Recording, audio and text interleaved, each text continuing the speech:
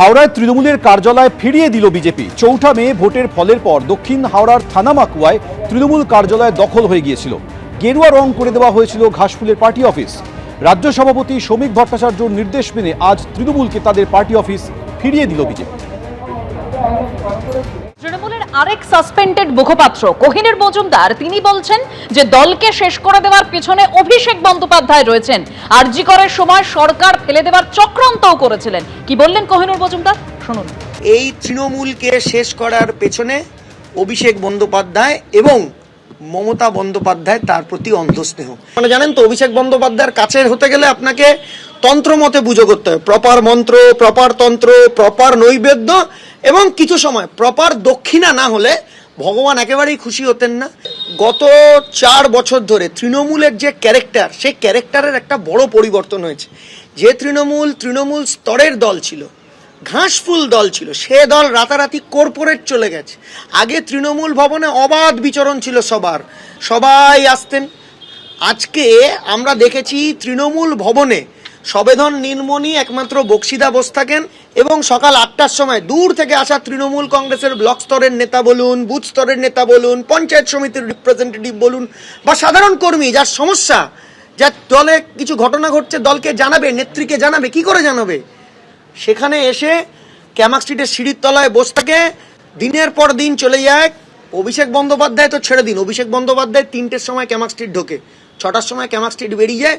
ওই সময় ক্যামাক স্ট্রিটে মাছি ঢুকতে পারে না। অভিষেক বন্দ্যোপাধ্যায়ের নেতৃত্বে একটা সাবোটাজ হয়েছিল মমতা বন্দ্যোপাধ্যায়ের সরকারকে ফেলে দেওয়ার, সেটা আরজিকর মুভমেন্টের সময়।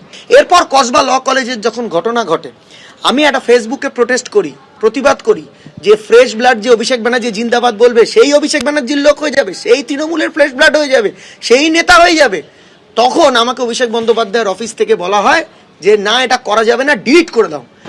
এই তৃণমূলকে শেষ করেছে আমাদের তৈরি করা তৃণমূল, মমতা ব্যানার্জির তৈরি করা তৃণমূল, সিপিএম এর কাছে মার খাওয়া তৃণমূল। এই তৃণমূলকে শেষ করেছে একমাত্র হঠাৎ করে প্যারাশুট থেকে নেমে, তার নাম অভিষেক বন্দ্যোপাধ্যায়।